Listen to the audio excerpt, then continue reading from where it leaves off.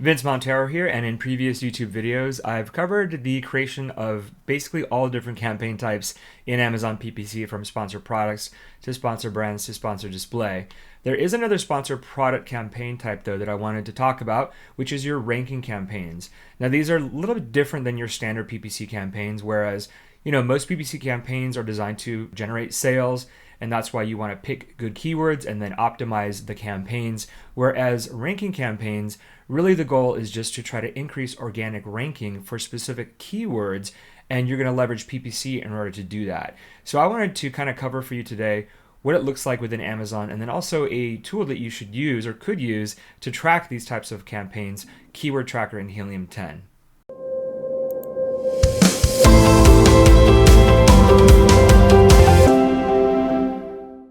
So here in this account that contains some ranking campaigns, I kind of just wanted to share the setup for this because it's important, number one, to be able to track these types of campaigns, but also the number of keywords that you're going to select. Now, some people say that you should do maybe 2 different keywords or maybe 3. I like to always go with just 1 keyword if you're going to be choosing these to do, so you can really drill down into the performance. So the naming convention here for these campaigns is SCAC, or single keyword ad campaign. And that simply means as soon as I do a search for SCAC, I know all the single keyword campaigns in the account, and all these campaigns, again, are really just for driving organic rank. So what's really important is to actually, first of all, do really good keyword research, which I will be covering in a different YouTube video. But after you have selected those keywords, whether they be long tail keywords that are really specific, if you've got limited budget for this kind of thing, maybe you do choose keywords that maybe are found on the 2nd or 3rd page, which are typically long tail, and then it might be easier to bring those back up. In this example, we've got some high volume keywords. In this one, exercise bikes is the highest volume as far as search volume keyword. And then we've got some other ones that have less search volume, so they are easier actually to get increasing the ranking on.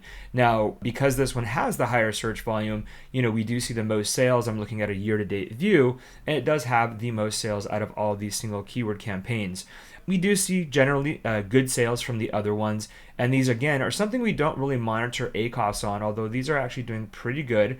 But again, we want to make sure that we're tracking these types of campaigns again, because it's not profitability that we're looking after. It's really general bump in SEO ranking. So in order to track that though effectively, because these aren't your standard kind of optimized campaigns, I do suggest using Keyword Tracker. So let's take a look at that. Okay, here inside Keyword Tracker, you want to make sure that you are tracking, or you're adding into Helium 10 the keywords that you're tracking. Now this is a different account than the one that we were just looking at, but this is a general view of how it would look if you went ahead and entered keywords into this account, I should say. Now the keywords, it's very important if you really want to drill down to the tracking. As I mentioned, a single keyword in a campaign, I like to do exact keyword matching is the best way to make sure that you're actually really tracking performance from the PPC keyword to Keyword Tracker. You can use broad and phrase if you'd like to as well, but if you do have a limited budget, I suggest just covering or just using single keyword campaigns with an exact keyword match in it. Now, Keyword Tracker is pretty intuitive. You can see here the different keywords that I've added for this different account. You've got search volumes here, and you can sort these by however different way you want.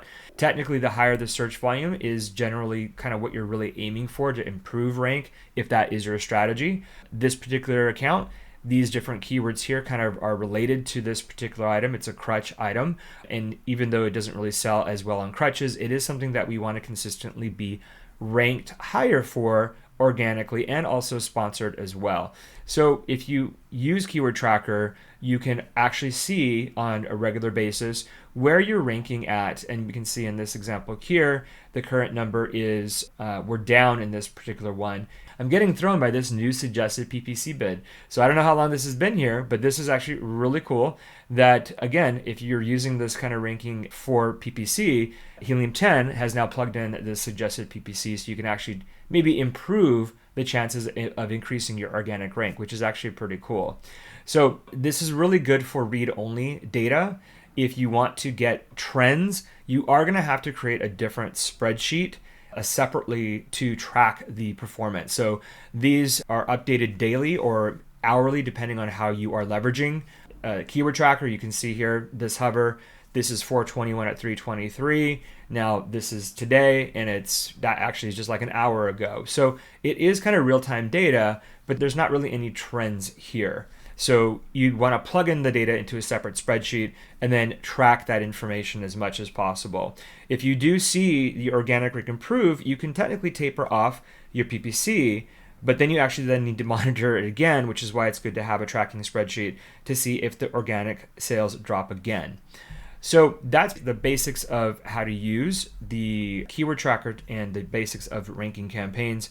They are definitely something that's useful if you want to just bump your SEO. If you've got, again, product launches, this is a really good way to kind of increase your organic rank, which then of course affects the entire account. Now, if you're running this kind of test, you should do a minimum 30 days to see if it actually does move the needle. So look at the trends for at least 30 days and then decide what you're going to do. Now, lastly, don't be married to any of these kind of keywords that you're trying to rank for. If you see that you're continuing to spend PPC spend on a certain keyword and it's not moving the needle with the organic rank, then go ahead and pause it. It's very important not to get married to the keywords that you've selected. If you like this video, go ahead and subscribe to watch more.